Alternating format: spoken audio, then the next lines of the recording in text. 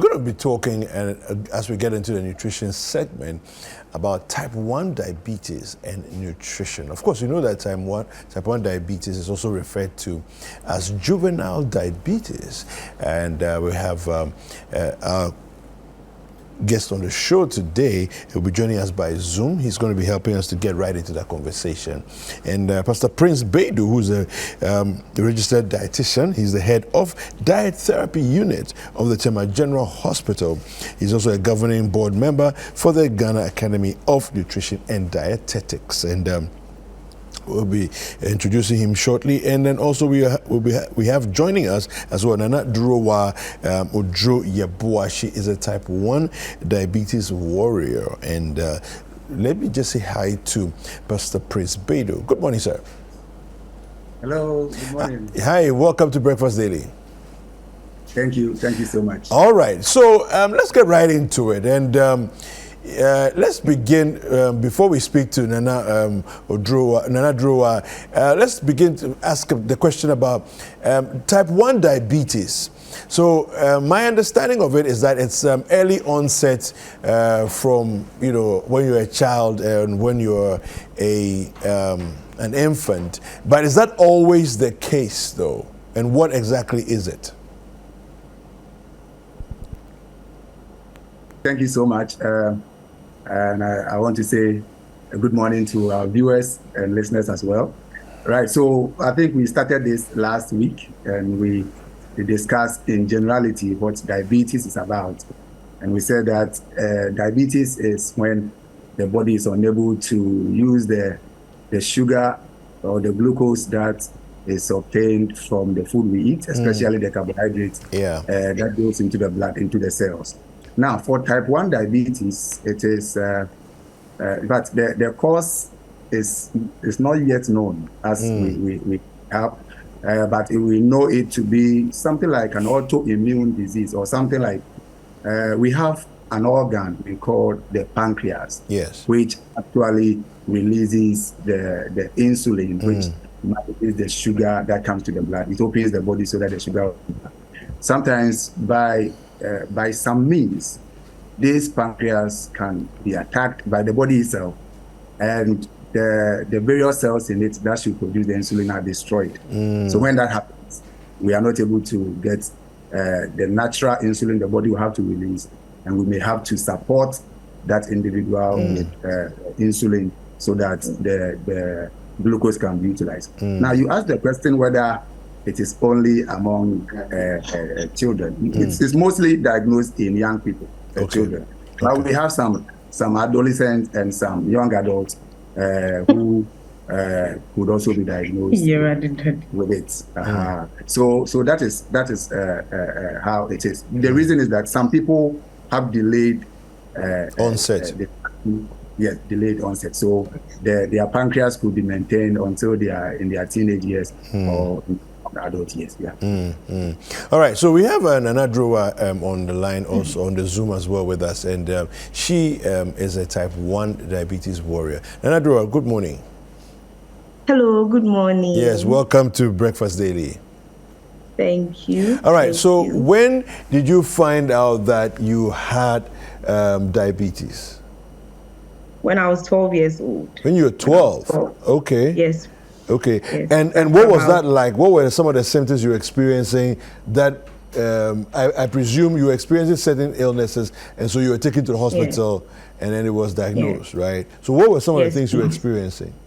Okay, so I was urinating frequently, and then I was often thirsty. I can take water and in less than 5 minutes I'm thirsty again. Oh, I see. And I realized I was having balls all over my body. Wow. And then I was losing weight gradually. So it was my mother who realized that my mom is actually diabetic just like me. Okay. So she knew the symptoms as I was a child. So she requested that I would be sent to the hospital. And when I got to the hospital, I found out that I was diabetic. I see.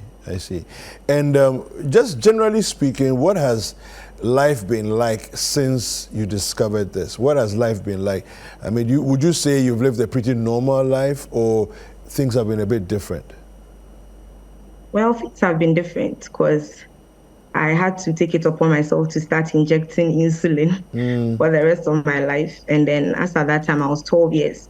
So it wasn't easy for me. It wasn't easy. Yeah. And I remember when I was diagnosed, I wasn't taking my medication, especially when I go to school. Yeah. I only take it when I come home so that my parents will see that I'm taking my medication. Because it wasn't easy. It wasn't easy at all. Yeah. But it's interesting you should say that, because the first time I came across diabetes, I was also a child, and I think I must have been about 13 or 14, but it was one of my mates who, during like break time and other things, he'll be injecting himself. And I was like, hey, what kind of thing is it? But the only time I heard of people injecting themselves was when they're using drugs, and then they are shooting up. So for the first time, I was actually seeing somebody shooting into their own leg, but then I found it was diabetes. That was the reason. So yeah, let me talk to Pastor Prince and find out. So is there any way the diet and the nutrition of the patients living with type 1 diabetes can make their lives better? Yes. There is a lot of help for those with type 1 diabetes. Now, you see, especially so that the type 1 diabetics usually will have some or most of them being young. We have a challenge of giving them enough food so that they will grow according to their age. As they are growing, there's an expected height to attain, expected weight to attain, expected bone length to attain. So we are giving enough food for them to grow, whilst we are also trying to make sure that the sugar does not go off the roof. Okay. So that is the challenge. The key thing we do for type 1 diabetics is that we draw their attention. We bring them back to the healthy eating pathway. Okay. Right. So what carbohydrates which carbohydrate foods must we bring together? Which proteins are good for them? Which fats are good for them? And you see, we have young people who do not eat well, and it is possible that you will have a young person who is type 1 diabetic, who didn't eat well prior to diagnosis. So really what we do is that we try to bring the person to the place where he or she will appreciate that healthy eating is important. Yeah. Once we come to that part, then it becomes easier to decide how the person's meal will be planned, because everybody and how they eat. Yeah. Or whichever their preferences are, we are able to put it together and make the food very interesting for them so that they will enjoy it. Okay. Right. But just as the non-diabetics who are young, we will still tell them that some foods are unhealthy. Example, pastries, which are ultra-refined foods, sugar sweetened beverages, which has a lot of sugar in them. Yeah. Yes. So that one, it is unhealthy for the non-diabetic and unhealthy for the diabetic as well. Okay. So really, when they come and they are diagnosed, we bring them to the point so that they know that no, this food does not help, and it's not because you are diabetic you are even taking it out, but generally it will not help your health. So there is a way we arrange the foods for the type 1 diabetes, whether they are young, whether they are adolescent, or whether they are young adults. Okay. If you were to give us a general meal, just a simple general meal to say, if you didn't have a lot of money, you didn't have a lot of resources, and you were putting together a meal for somebody to say, this can be your staple, and as often as you can eat this, you'll be okay. What would you put in that meal? All right. So let me make this general statement. After that, I'll come to your specific question. Okay. No, we have a lot of carbohydrate foods in Ghana. Yes. And in the minds of many, some foods have been categorized as starchy, whilst others are not. Yes. Really, sometimes some of the categorizations are done erroneously. Okay. So we have we have our tubers. Yeah. We have our yams, our cassavas, our cocoa yams, our brobe or the taro roots. Yes. And we have our cereals.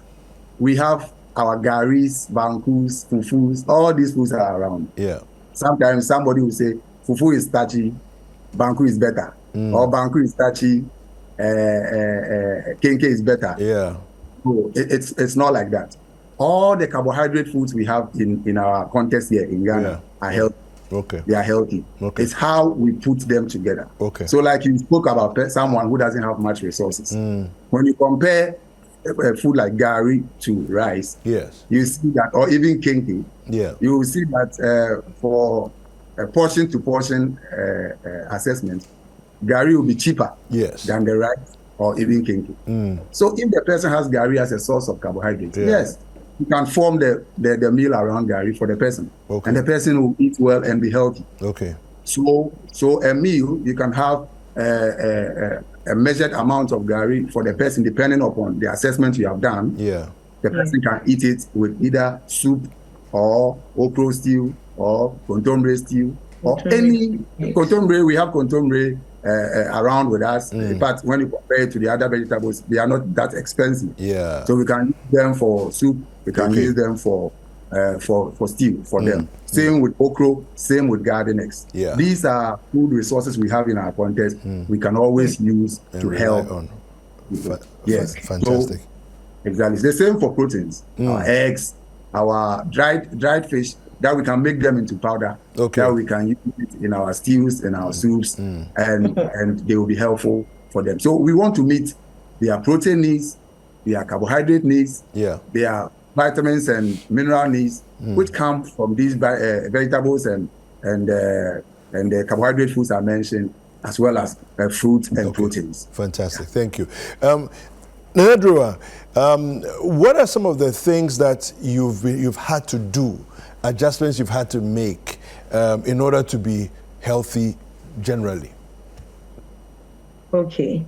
Thank you once again. So I'll start with exercising. Once you're a diabetic, exercising has to be the first thing you do all the time. Okay. It's very necessary. Okay. You'd have to exercise to keep yourself very healthy. Then talking about the food, as what Doc said earlier, a diabetic can eat anything. You can eat absolutely anything, but in moderation. Okay. So if you are eating yam with maybe kontomire, you just take about just 3 of the yam and then you add excess kontomire, so that you don't get too much carbohydrate in your body. So I would say I've just adjusted the food that I used to, because before I was diabetic, I used to eat a lot. I used to eat a lot, but because of health's sake, I have to reduce it. So that's the major adjustment I've done. Do you feel disadvantaged? Okay. At first, yes. Okay. First, when I was diagnosed, I thought that was the end of the world. But I came into contact with an organization called Diabetes Youth Care. Okay. And then they've been so supportive. Yeah. When I joined, I realized I was not the only child with type 1 diabetes. And then they've been with me through thick and thin. They've been there for me. Wonderful. They've shown me that diabetes is definitely not the end of the world, and it's not going to stop me from achieving what I want to achieve. I'm sure you're an advocate for people who are living with diabetes, type 1 diabetes. How can people reach out to you if they want to get in touch? Okay. All right. So they can reach out to me through our social media platforms. Okay. So they reach out to me on Instagram. We are DYC Ghana. Okay. On Facebook, we are Diabetes Youth Care. On Twitter, we are DYC Ghana. And then on TikTok, we are DYC Ghana too. Fantastic. So you can reach out. Yes, they can reach out to me. Yeah. Or they can also reach out to my own personal social media accounts. That's Nana Joa on Facebook and then Joa on Instagram. All right. Yes. Okay. Thank you. Thank you so much. Yes. So for Diabetes Youth Care, we are having an annual camp. Okay. In December. That's on the 7th to the 10th of December. Okay. So if anybody out there is a type 1 diabetes warrior, you can reach out to us, then we take it from there. Wonderful. Thank you. Wonderful. Wonderful. And Pastor Prince, how do people get in touch with you as well? Yeah, so you can contact me, Diet and Diet Consult, either on Facebook or Instagram or Twitter. Okay. If you have any, if you want to reach out and ask questions for us to give feedback, you can do that. Or you can visit me at the Tema General Hospital, or visit our website, Diet and Diet Consult, and you can see and get a lot of feedback from us. All right, fantastic. Thank you very much for joining us this morning. We'll be speaking with Pastor Prince Bedu. He is the head of diet therapy unit at the Tema General Hospital. And as he said, you can reach out to him over there. And then Nana Drowa Odro Yeboah, she is a type 1 diabetes warrior. And she said also you can reach out to her on social media as well.